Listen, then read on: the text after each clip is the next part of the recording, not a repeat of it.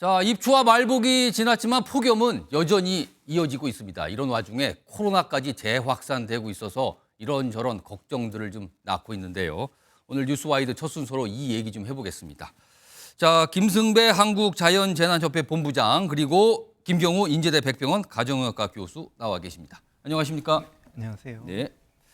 우선 날씨 얘기부터 좀 해보겠습니다. 네. 더위입니다. 많은 분들 만나면 덥다 얘기 정말 많이 하시거든요. 우선 이 폭염과 관련된 모습 전해드립니다.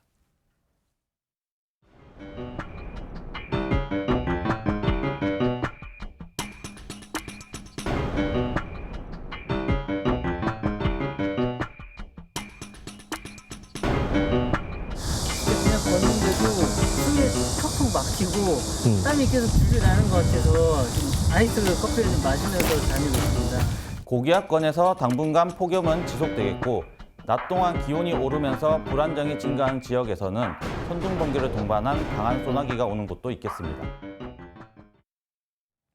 더워도 너무 더운 날씨 지금 뭐 거의 한 달 가까이 지속되고 있는데요. 많은 분들이 아마 알고 계신 분도 있고요. 아직은 모르는 분도 있을 것 같아요. 왜 이렇게 더운지요? 화면으로 좀 보겠습니다. 지도가 나옵니다. 지금 한반도 보시면요. 고기압이 위아래 두 개가 있죠. 고온을 잔뜩 품고 있는 티베트 고기압이 지금 우리나라를 일단 한 겹 덮고 있고요. 그다음에 고온 다습한 북태평양 고기압. 이 고기압은 보통 여름철에 오는 건데 역시 이게 올해도 나타나서 두 겹으로 고기압이 덮고 있는 겁니다. 그래서 폭염과 열대가 발생하고 있는데 야간에도 덥고 낮에도 덥고 습하기도 하고 아무튼 다 갖고 있습니다. 지금 이런 상태가 지금 이어지고 있는데 고기압이 위아래로 와서 두꺼운 이불을 한반도가 두 겹이나 덮고 있는 모양새입니다. 자, 김승배 본부장님께 네. 좀 질문 좀 드릴게요.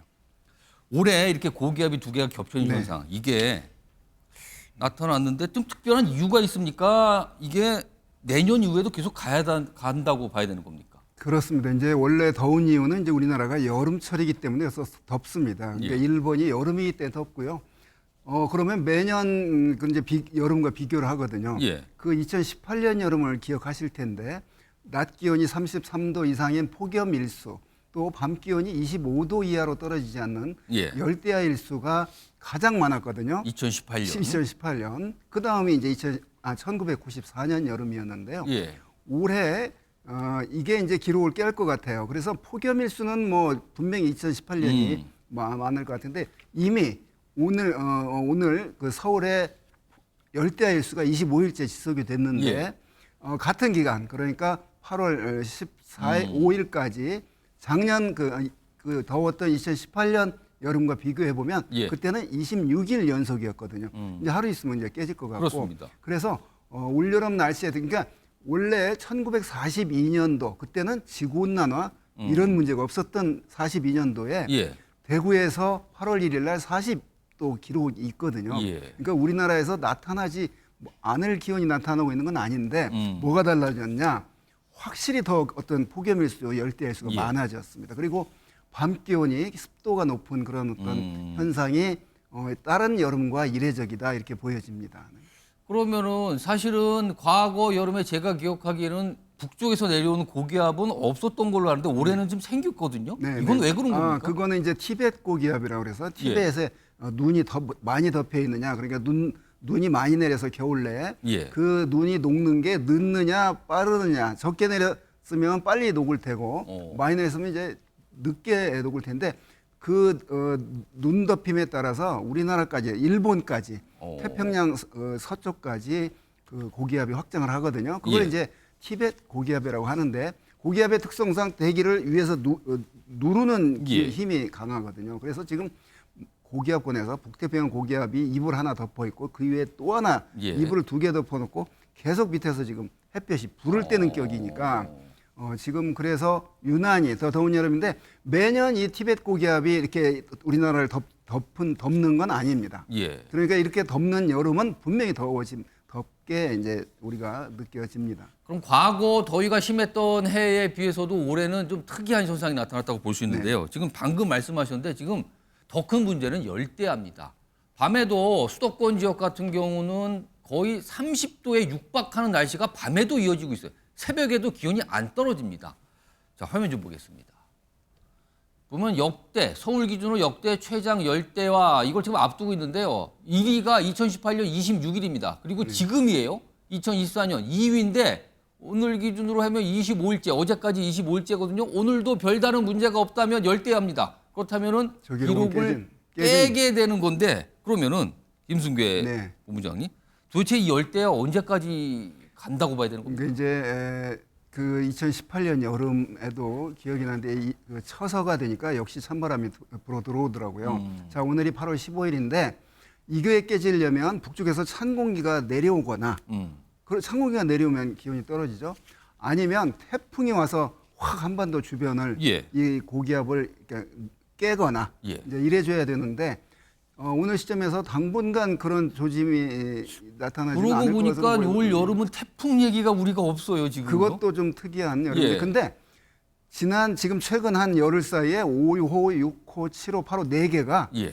연달아 발생을 했어요. 그런데 근데 우리나라 쪽으로 안 오고 일본 쪽으로 지금 가고 왜 그런 있어요. 겁니까? 그게 이제 그 아까 말한 그 이제 태풍이 발생하면 예. 태풍을 밀어주는 어떤 힘이 있고 우리가 낙엽이 계곡을 따라 쫄쫄쫄 흘러내려가듯이 예. 태풍이 가는 어떤 그 지향류가 있어야 되는데 그게 일본 동쪽으로 지금 이렇게 북태평양 고기압이 그 가장자리가 있거든요. 오. 그래서 필리핀 동쪽에 만약 발생하면 이제 그게 뭐 대만으로 가느냐, 필리핀으로 가느냐, 중국으로 가느냐, 우리나라로 가느냐 이제 예. 이게 문제가 될 텐데 지금 아예 저기 필리핀 동쪽 먼 바다에서 예. 오키나와 남동쪽 먼 바다에서 생기니까 북태평양 고기압 가장자리를 따라서 5호, 6호, 7호, 8호가 계속 지금 7호가 상당히 16, 17일 날 일본 여행 그 도쿄 쪽에 예. 계획하시는 분들은 아마 참고를 해야 될 겁니다. 그때 그 동경을 강한 태풍이 그 강타를 할 거거든요.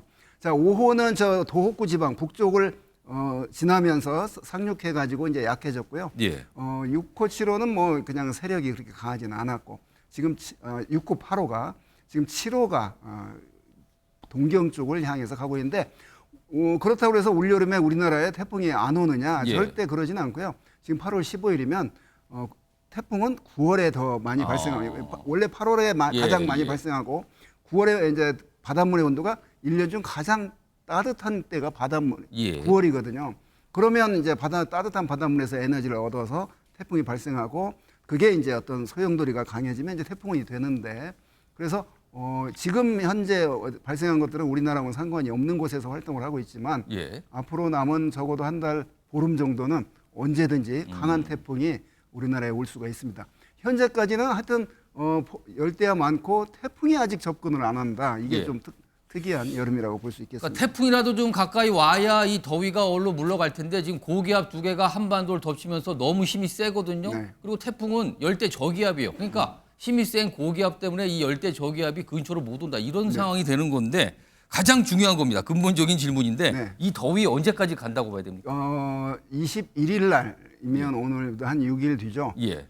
전국적으로 이 지금 이 7호 태풍이 한번 저쪽 일본 동쪽을 치고 예. 저 태평양 쪽으로 멀어지면 이제 조금 변화가 생길 겁니다. 그러면 북태평양 고기압 세력이 우리나라 쪽으로 이렇게 확장을 할 거거든요. 그런데 그때 중국 남쪽에서 발생한 저기압이 그 북태평양 고기압 가장자리를 따라 우리나라를 지날 것으로 보이기 때문에 자 26일 날 되면 전국적으로 비가 오면 마당에다 이제 물 뿌리는 것보다 더 많은 비가 오는 거니까 예. 기온이 좀 떨어지겠죠.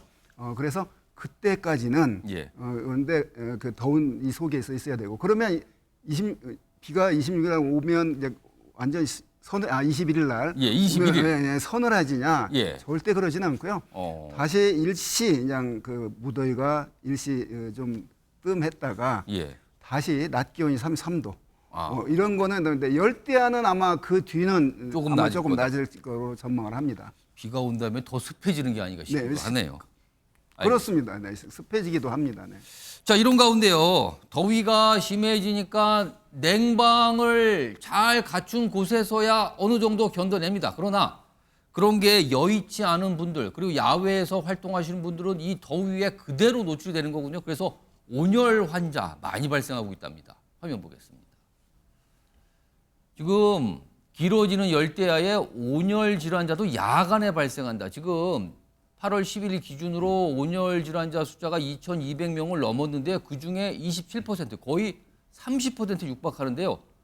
그러니까 저녁 8시, 10시. 그러니까 밤에 온열 질환자가 발생한다는 거예요. 밤에도 더우니까요.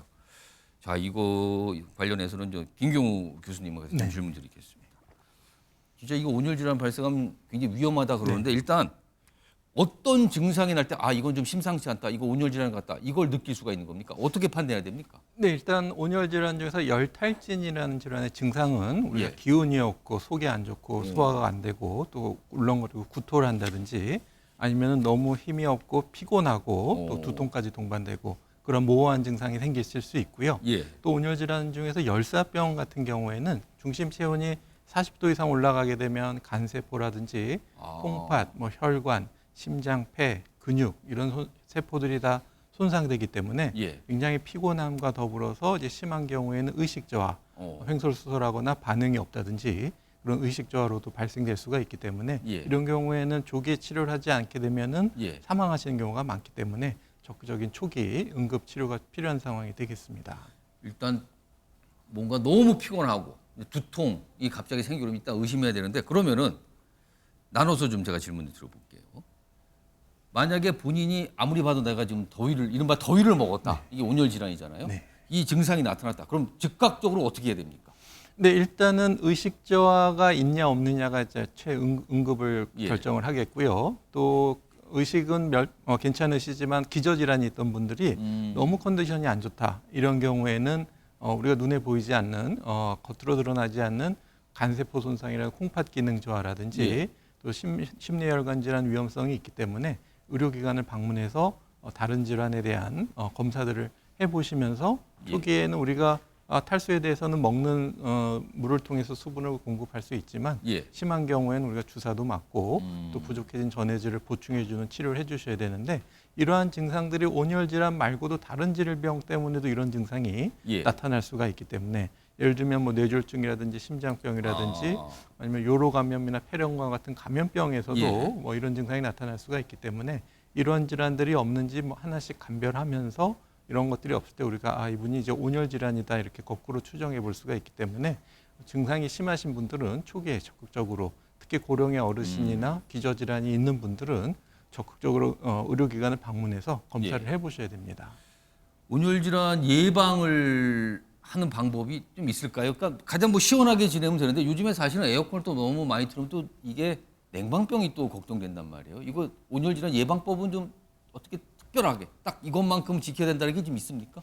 네, 우선 그 냉방기는 적절하게 잘 사용하시면은 안전하고 건강하게 사용하실 수가 있기 때문에 그 지침을 잘 청소 잘 하시고 환기 잘 하시고 그다음에 너무 낮은 온도로 설정하지 않고 한 25에서 27도 사이로 적정 온도를 지키시면은 건강하게 사용하실 수가 있겠고요. 무엇보다도 이제 그 온열 질환 취약군에 대한 보호가 중요한데요. 영유아라든지 또 기저질환이 있다든지 또 아니면은 고령의 어르신 같은 경우에 또 인지 기능이 떨어진 치매가 있으시다든지 이런 분들은 폭염 이런 상황에서 온열 환경에 노출되지 않도록 잘 보살펴 주셔야 되겠고요.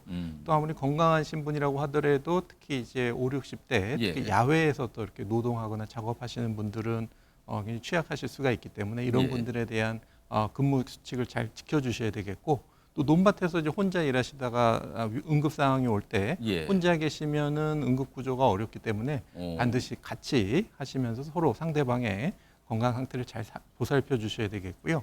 또 최근 또 중요한 것이 이제 너무 술을 많이 드시는 분들 같은 경우에도 인지 기능이 떨어지고 또 우리 체온을 조절할 수 있는 자율신경이 떨어져 있기 때문에 술 많이 드시던 분이 이제 밤에 너무 더운 데서 주무시다가 또 의식이 없이 또 아침에 또 발견되는 경우도 있기 때문에 더울 때 술은 절대로 과음하시면 안 되겠습니다. 지금 같은 무더위에 술 이렇게 많이 드시면 절대 안 된다는 말씀인데 그 요즘에 주무실 때 에어컨 아예 틀어놓고 주무시는 분들 많거든요. 근데 그게 또 냉방병이나 오히려 더 안 좋을 수 있다는데 밤에 에어컨을 틀 때 이거 주의할 점 뭐가 있습니까? 네, 우선은 그 혼자 여러 사람이 사용하지 않기 때문에 감염병 위험성은 없겠고 물론 이제 카페라든지 모르는 분들이 다 함께 모이는 데는 밀폐된 데서 에어컨 바람을 통해서 얼마든지 감염 위험이 있겠지만 혼자 이제 주무실 때 사용하실 때는 이제 적정 온도, 너무 낮은 온도로 맞추지 않는 것이 중요하시겠고요. 몇 도 정도가 괜찮습니까? 한 26도 전후로. 26도. 우리가 이렇게 딱 들어갔을 때 별로 시원하지 않다라는 느낌이 드실 수 있지만 장시간 계시기에는 26도, 27도 약간 좀 높은 온도로 설정해 놓으시는 것이 좋겠고요. 예. 또 이제 물론 이제 실내에서 여러 가지 오염 물질이 될 수 있는 환기 예. 같은 것들은 적절히 청소를 잘 해주시면서 사용하시면은 큰 문제는 없겠습니다. 시청자 여러분 들으셨죠? 밤에 주무실 때 에어컨 틀 때요 26도 정도까지는 올리셔야 된답니다. 막 22도, 21도 안 됩니다. 그 냉방병 걸릴 수 있습니다. 자, 김승배 본부장께요. 네. 지금 이번에 이 폭염과 관련해서 이게 지구 온난화 때문에 네. 그런 거다라고 말씀들을 많이 하시는데 그렇다면 지구 온난화가 이게 하루 이틀이 아니잖아요. 네. 그러면 매년 이런 폭염이 온다고 봐야 되는 겁니까? 그렇습니다. 지구온난화 문제는 금방 끝나는 문제가 아니거든요. 예. 지구온난화의 원인을 제공한 게 우리가 그 이산화탄소의 증가거든요. 예. 자, 이산화탄소 뭐 줄이자, 탄소 제로 뭐 여러 가지 정책들 나오는데 그게 금방 되는 게 아니거든요. 그래서 올 여름이 우리 인생에서 가장 시원한 여름이다. 아, 그렇게 말하거든요. 이거 너무 비관적 아닙니까? 그러면은 왜냐 내년에는 올해보다 더 더워질 테니까 아. 우리 인생에서 가장 시원한 여름을 지금 보내고 있고요. 지구온난화 문제는 뭐 계속 갈 걸로 봅니다. 그래서 전 지구의 기온 상승을 1.5도로 묶자 예. 그랬는데 벌써 올해 뭐 1.6도로 이렇게 올라갔거든요. 그 묶지 못했어요. 그건 뭐 제가 보기엔 불가능하다고 보고요. 예. 자, 그래서 올 여름도 이러고 그다음에 이제 물론 자연적으로 어떤 해 유난히 더운 여름 올해 그다음에 조금 덜 더운 여름 올해보다 예. 이게 조금씩은 있겠지만 트렌드는 계속해서 올라가는 트렌드임에는 예. 분명합니다. 그래서 지구 온난화로 해서 한반도 주변에 그러니까 대서양, 인도양, 태평양의 바닷물의 온도가 같이 또 높아졌거든요. 예. 그 해양 온난화가 또 이루어졌고 지구 온난화들. 자, 그렇기 때문에 이 여름 더위가 그냥 이걸로 끝나는 건 절대 아니라고 봅니다. 네. 각오하셔야겠습니다. 내년도 덥다고 지금 일단 봐야 된다는 겁니다. 이게 지속적인 현상. 올해가 가장 시원한 여름이다. 이렇게 더운데 가장 시원할 수 있다라는 겁니다. 지금. 자, 이렇게 폭염, 열대야 계속되고 있는 와중에도 코로나까지 나타났습니다. 완전히 사라진 줄 알았다라고 말씀하시는 분들이 그동안 많았는데 절대 사라지지 않았습니다. 또 나타났거든요. 자, 관련된 영상부터 확인해 보시죠. 어르신들은 돈 내기가 1만 원에서 3만 원 그게 아까워요. 왜 아깝냐? 그걸 딸 자식들한테 용돈을 받아가지고 병원에 가야 되잖아. 벌지도 않고. 들어오는 게 너무 비싸졌어요. 이제 유행한다는 말 보니까 바로 공급업체에서 약이 거의 품절됐어요. 마스크를 써라, 말아라, 손을 씻어라. 뭐 이런 취지의 방역 지침 같은 거가 좀 있어야지 될 텐데 그 아무것도 안 하고 있고 감기약조차 떨어져 있는 그런 상황인 게 지금 코로나 확진되셔서 입원하신 분들 빠르게 늘고 있다 그러죠? 화면 좀 보죠. 코로나19 입원 환자 추이입니다. 7월 셋째 주부터 비교를 해봤는데요. 지금 보면은 200명대였어요, 당시에. 근데 400명, 800명대, 지금은 1,300명대, 거의 1,400명이 육박합니다. 이것도 잠정 수치가 더 늘어나겠죠. 굉장히 가파릅니다, 그래프 자체가요. 김기용 교수님, 네. 요즘에 병원 찾는 코로나 확진되신 분들 많습니까? 예, 확실히 늘었습니다. 외래에도 그렇고 또 응급실 찾는 분도 그렇고 예. 입원 환자, 특히 중환자 병상 같은 경우에도 이제 코로나 때문에 입원하고 계신 분들이 병상의 한 10에서 20% 차지하고 점점 늘어나고 있기 때문에 예. 확실히 늘어나고 있고 통계로 봐서도 코로나 바이러스 검출률이 40%라고 알려져 있으니까 이러한 급성호흡기 증상을 나타내시는 분들의 두세 명 중에 한 명은 다 코로나다 이렇게 거의 약간 볼 수 나 있겠습니다. 몸이 이상하다, 호흡기가 이상하다 했는데 거의 절반 가까이는 코로나로 나오는 거군요. 그렇습니다. 네. 그리고 지금 방금 얘기했지만 폭염 열대가 계속 이어지고 있는데 이 상황, 이 지금 날씨 상황과 코로나가 무슨 연관이 있습니까? 아니면 우연히 겹친 겁니까? 이거 어떻게 봐야 됩니까? 네, 일단 시기적으로 봤을 때 우리가 가을에 백신 접종을 하는데 그 항체가가 떨어지는 게 이제 여름철이 되겠고요. 네, 그러면서 또 그동안에 면역 회피력이 높아진 변이 바이러스들이 꾸준히 유행하면서 면역 회피력이 높아진 바이러스가 유행하게 되겠고 특히 이제 여름철을 맞아서 인구 이동이 많아지고 또 밀폐된 환경에서 에어컨 가동이 많아지기 때문에 밀폐 밀접한 접촉이 증가하면서 예. 코로나가 다시 여름철에 재유행하는 것으로 보입니다. 그리고요, 지금 또 하나 많은 분이 주목하는 게 어린이들, 아동들 확진이 아주 빠르게 늘고 있다는 건데 이거 곧 개학하지 않습니까? 그럼 네. 어떻게 되는 겁니까?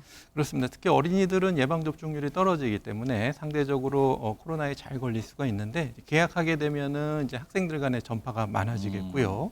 이제 어린이들 감염에서 좀 어려운 점은 이제 코로나19 이외에도 다른 호흡기 감염병, 예를 들면 뭐 마이코플라즈마나 아니면 백일해 같은 다른 호흡기 감염성이 같이 돌기 때문에 예. 열 나고 기침 나면 이게 코로나인지 백일인지 마이코플라즈마인지 감별이 어려울 수가 있겠고 또 이제 두 번째 문제는 그것으로 인한 가족 전파 또 가족을 통해서 직장이나 이러한 지역사회 N차 전파가 더 늘어날 텐데 문제는 특히 그 중에서도 감염 취약시설, 요양원이라든지 예. 주간 돌봄센터, 뭐 장애인 시설 이런 데 코로나 바이러스가 유행하게 되면은 중증 환자들이 빠르게 증가할 수가 있기 때문에 예. 이 감염 취약시설을 보호하는 것이 큰 문제가 되겠는데요.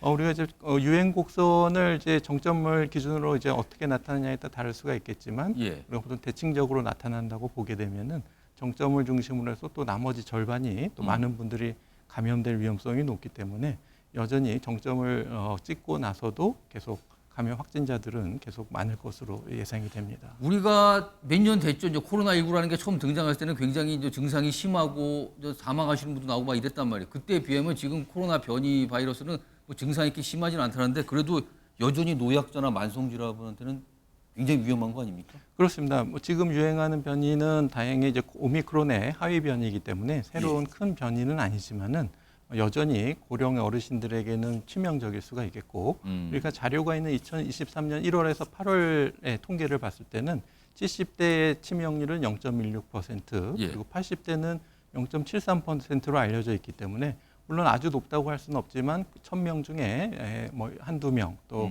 80대 분은 7분, 8분은 사망하실 수가 있겠고 무엇보다도 이제 이런 분들이 계시게 되면 이제 중환자실에 몇 주, 몇 달간씩 계시기 때문에 그분들의 상태도 위중해지지만 그로 인해서 또 다른 비코로나 환자의 중증 환자의 큰 어려움이 생길 수가 있겠고 오미크론이 이제 치명률이 낮아지긴 했지만 예. 우리가 우리가 이제 기억하시기에 코로나19 2019년도부터 유행을 시작했지만 우리나라에서 가장 사망자가 현재까지 누적 사망자 3만 5천 명 중에서 3만 명이 돌아가신 해가 2022년이고 예. 그때가 이제 오미크론이 유행할 때입니다. 또 치명률이 낮지만 많은 분들이 걸리시게 되면 많은 사망자가 발생할 수가 있고 예. 예전에 우리가 화장시설이 어려워서 장례를 잘 못 그렇습니다. 치르는 기억이 있을 텐데요. 그 정도로 여전히 위험성이 남아있기 때문에 고위험군 면역 저하자분들은 여전히 주의가 필요한 바이러스가 되겠습니다. 지금 방금 영상에서 좀 확인해봤지만 지금 코로나 진단 키트하고 치료제가 부족하다는 얘기가 나오는데 의료 현장에 정말 그렇습니까 지금요? 일단 병원 진단 검사는 아직 그 여력이 있는 것 같습니다. 많은 분들이 비용 때문에 병원 검사보다는 자가 검사 키트를 선호하시는 것 그 같고요. 간이 검사하는 그렇습니다. 예. 병원에서 외래 환자분들 하자고 권해드리면은 비용 때문에 안 하신다는 분이 있고 사실 또 건강하시고 고위험군이 아니면 이제 검사를 해서 양성이 나와도 예. 치료제 대상이 아니기 때문에 치료가 달라지기는 어려워서 적극적으로 권고하고 있지는 못하고 있는 상황인데요. 때문에 병원에서 하는 어떤 전문가용 신속 항원이나 PCR 검사는 아직은 좀 여력이 있고요. 문제는 이제 먹는 치료제라든지 이런 경우에는 굉장히 빠르게 소진되고 있고 재고가 0은 아니지만 소진된 만큼 추가적으로 요청했을 때 잘 안 들어온다는 것이 가장 큰 문제이기 때문에 예. 지금 현재 우리 어느 정도의 재고가 있고 어느 정도 소진되고 이것에 대한 자료가 아직은 공개되고 있지는 않은데요. 이런 불안감이 오히려 또 약을 또 사재기 한다거나 이렇게 과잉으로 확보하게 하는 심리를 부추길 수가 있기 때문에 적정하게 잘 공급되는 것이 이제 요청될 수가 있겠고 또 이제 부족한 상황에서 이제 고민은 이제 고위험군 중에서도 또 고위험군을 또 좀 특별히 더 선택해서 약을 처방해야 되지 않나 이런 또 고민도 생기고 있는데요. 아무래도 이렇게 중환자실이 제한돼 있고 중환자를 볼 수 있는 의료 인력이 제한돼 있기 때문에 최대한 조기에 중환자로 진행되는 것을 막는 노력들, 조기에 치료제를 고위험군에 선택해서 치료한다든지 또 감염 전파를 특히 고위험 시설, 취약 시설에 전파되는 것을 막는 노력들이 매우 중요할 것 같습니다. 평소에 건강한 분이 코로나에 확진됐을 때는 일반 감기약만 드셔도 괜찮은 겁니까? 일단은 중증으로 진행되지 않는다면 증상을 완화시켜 드릴 수 있는 그런 감기약을 쓸 수가 있겠는데 젊은 분이라고 하더라도 일부는 사실은 이제 중증으로 진행되는 경우가 간혹 있거든요. 우리가 사이토카인 폭풍이라 그래서 과다 면역 반응으로 인해서 또 아니면 폐렴뿐만 아니라 심장이나 혈관에 문제가 생기면서 중증으로 진행되시는 경우가 간혹 있기 때문에 그런 감기약을 드시다가도 증상이 계속 진행되고 열이 계속 떨어지지 않고 그러신 경우에는 의료기관에서 적극적으로 다른 검사들을 같이 해보시는 것이 필요하겠고요. 무엇보다도 충분한 항체, 면역력을 가지고 있는 것이 중요한데 예. 그러기 위해서 우리가 걸려서 자연 감염을 얻는 방법도 있지만은 가장 안전한 방법은 역시 백신 접종이라고 할 수 있겠습니다. 그러면은 앞으로도 계속 백신 접종을 해야 된다 이 말씀인가요? 네, 그렇습니다. 이제 변이 바이러스도 계속 나오고 있기 때문에 예. 거기에 맞춘 그 업데이트된 신규 백신들을 계속 접종을 하셔야 되겠고요. 물론 이제 그 계속 우리가 백신을 개발한 다음에 접종을 할 때쯤이면 이미 바이러스는 또 2번의 변이를 거쳐서 계속 도망가기 때문에 그 백신 접종이 따라가지 못하는 면이 있지만 그래도 가장 신규 백신이 앞으로 나오는 변이 바이러스에 대해서 어느 정도 감염 예방 효과와 또 중증으로 진행되는 걸 예방하는 효과가 있기 때문에 예방 접종 대상이 되시는 분들은 적극적으로 예방 접종을 해주셔야 되겠습니다. 자, 그럼 화면으로 코로나 예방법 좀 다시 한번 소개드리죠. 과거에 참 많이 소개드렸는데 다시 또 나오고 있는데 일단 마스크 착용이 기본입니다. 아, 이 더위이긴 한데 이거 마스크 좀 다시 쓰는 게 좋다는 얘기가 많아. 특히 사람들이 많이 몰려 있는 곳에서는 마스크 쓰는 게 좋다. 그리고 기침 예절 지켜야 됩니다. 뭐 앞에다 그냥 하거나 막 손으로 막으면 안 되고요. 어깨나 이 팔뚝으로 막는 게 가장 좋고요. 그 손 씻기 수시로 하시고요. 예방 접종, 백신 얘기도 있군요. 이 정도 4가지를 지키면 좋다는 얘기인데 마지막으로 김승배 본부장님. 지금 요즘에 보면은 특히 직장인들이요. 코로나에 걸린 것 같은데도 아예 검사를 안 하거나 그리고 간이 키트로 코로나 양성 반응이 나왔는데도 그냥 격리 안 하고 출근하고 일하시는 분 많다 그러거든요. 그러니까요. 확실히 그 과거보다 경각심이 떨어진 겁니까? 그러니까 이제 그 팬데믹 시절에는 정부가 엄격히 그 단속을 했다고 그러나요? 하여튼 심지어 그 결혼 하루 전날 신랑이 코로나로 확진 판정 받으면 결혼식장을 못 갈 정도였거든요. 그렇죠. 저희 지인 그 아들도 그랬는데 지금은 이제 뭐 그냥 감기처럼 생각하는 것 같아요. 가까이 있는 저희 아내도 한 열흘 전에 꼭 감기 증상인데 그때 일요일이라 병원은 못 갔고 약국 가니까 코로나가 요즘 심하다 그러면서 약을 먹고 한 사나흘 고생하고 이랬는데 요즘은 뭐 그냥 하여튼 그 이렇게 많이 옛날보다는 가볍게 여기는 것 같습니다. 네. 또 그렇게 뭐 심하게 정부가 그때는 걸리기만 하면 일주일 뭐 출근을 못 했잖아요. 병가예요, 그냥. 네네네. 아, 이거 휴가 문제도 이게 이제 코로나가 이제 등급이 많이 내려가면서 이제 그런 게 없어지니까 사람들이 아무 좀 뭔가 드러내길 꺼려하는 거 아닌가 이런 얘기들이 지금 지적들이 나오고 있습니다. 자, 오늘 말씀 여기까지 듣도록 하죠. 지금까지 김승배 한국자연재난협회 본부장 그리고 김경우 인제대 백병원 가정의학과 교수였습니다. 고맙습니다. 네, 감사합니다.